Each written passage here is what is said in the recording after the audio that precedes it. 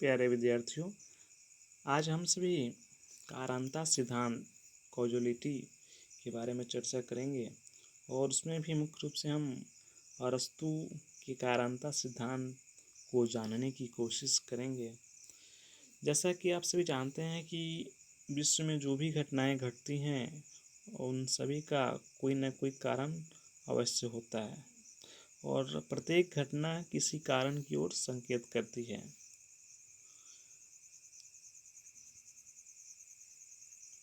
पानी से प्यास बुझती है और आग से ताप उत्पन्न होता है। ऐसे अभी तक अनुभव हुआ है। ऐसे अनुभवों में से एक विश्वास जमता है कि संसार में घटना तथा वस्तु नियमित रूप से जुड़ी हुई हैं, जिसे हम कारण संबंध कहते हैं। साधारणतः हम यह मानते हैं कि इस दुनिया में कुछ भी बिना कारण के नहीं होता। प्रत्येक घटना का कारण होता ही है। कुछ की जानकारी हमें होती है, कुछ की जानकारी नहीं हो पाती है, कुछ हम छानबीन करके पता करते हैं। तो इस तरह से प्रत्येक जो घटना है वो जो कार्य है पूरी तरह से कारण पर ही निर्भर होती है। साधारण अगर मत माने कारण के विषय में तो एक 2-3-4 बातें निकल के आती हैं।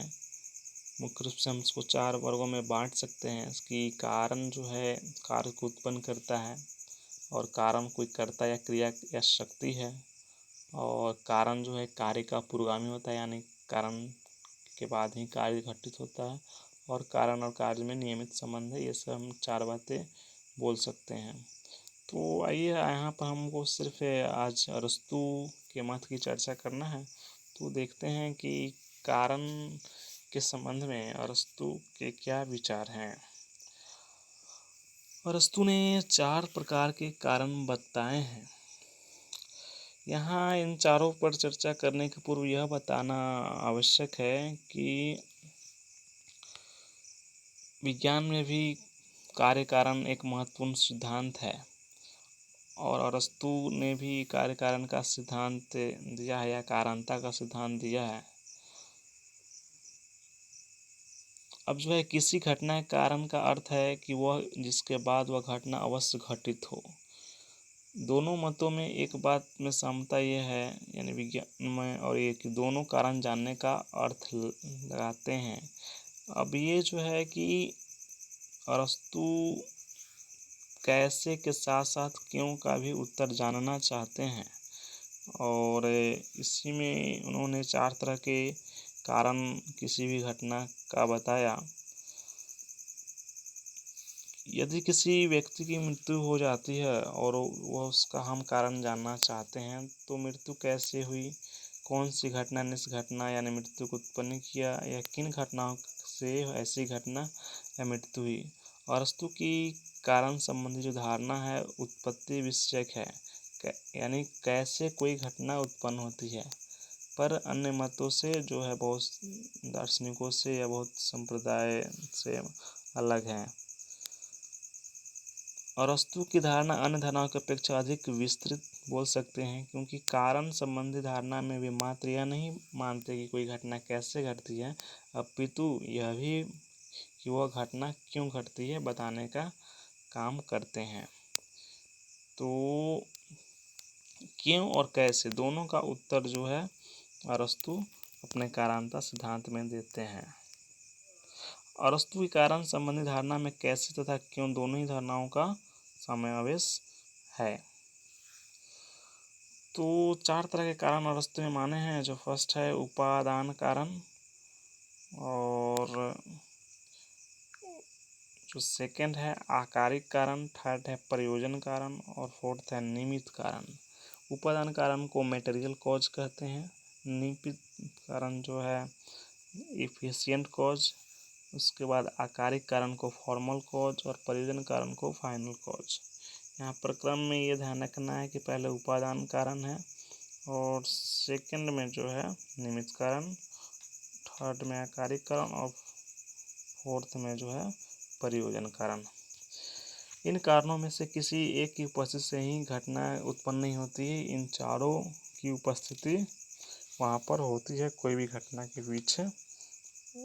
तो हम एक एक करके इनका उत्तर जानेंगे। और यहाँ पर ये भी बताना आवश्यक है कि जो उपादान कारण है और जो निमित्त कारण है, ये जो है दोनों कैसे कोई घटना घटी, इसका उत्तर देते हैं। और जो शेष दो कारण हैं, आकारिक कारण और प्रयोजन कारण, वो जो हैं क्यों घटना घटती है, इसका उत्तर देते हैं।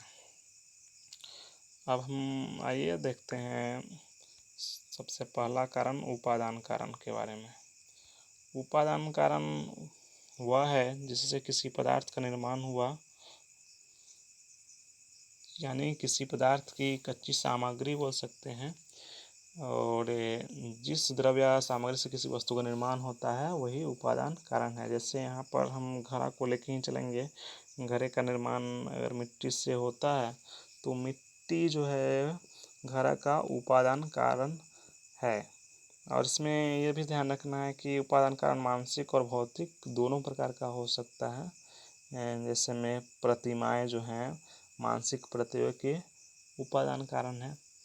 इसके बाद हम निमित्त कारण की चर्चा करेंगे। तो निमित्त कारण वह है किसी द्रव में परिवर्तन लाने के लिए जितनी शक्तियाँ या शक्तियों का प्रयोग होता है वे सभी निमित्त कारण कहलाते हैं।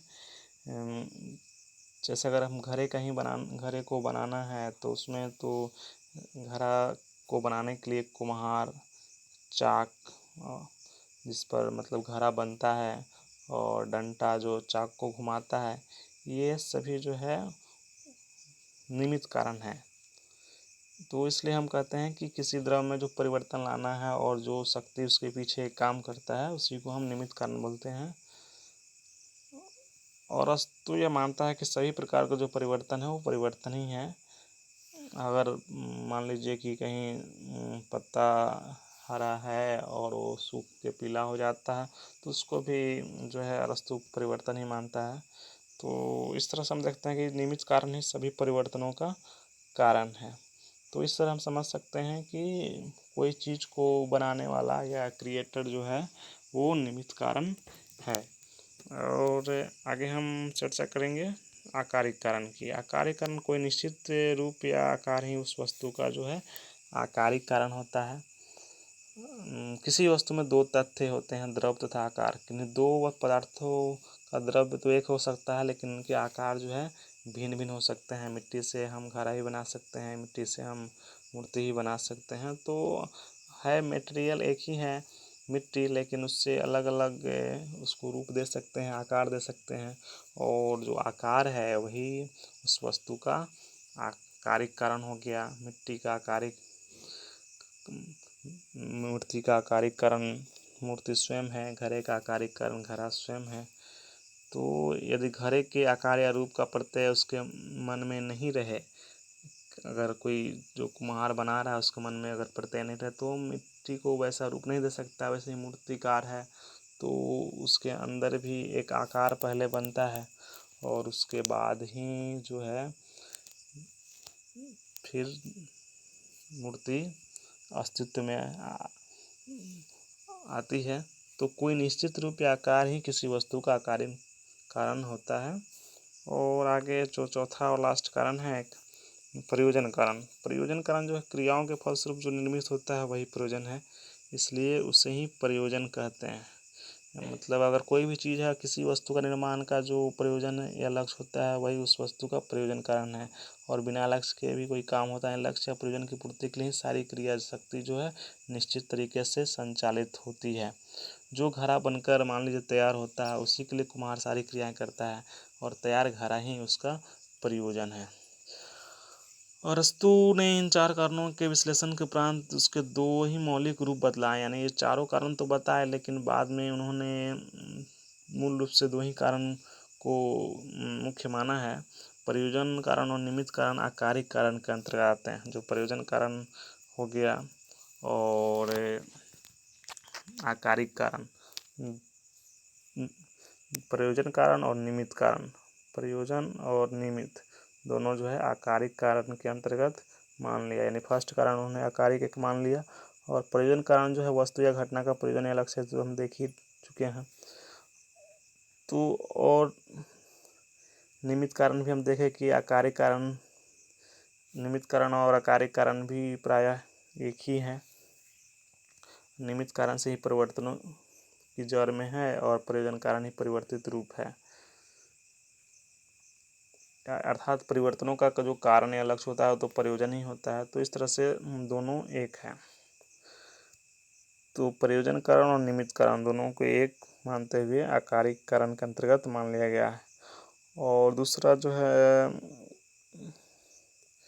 और इस प्रकार कारणों के मौलिक रूप दो ही हो सकते हैं, उपादान और आकारिक। तो एक उपादान हो गया जिससे हम लोग मटेरियल कॉज बोलते हैं, और जो किसी वस्तु का जो कच्ची सामग्री होता है तो उपादान कारण है। और जो आकारिक कारण अभी हम बताएंगे दिए कि उसमें दो कारण आ जाते हैं, प्रयोजन कारण और निमित्त कारण।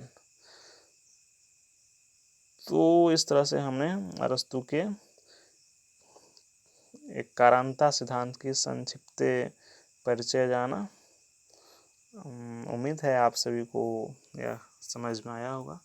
धन्यवाद, नमस्कार।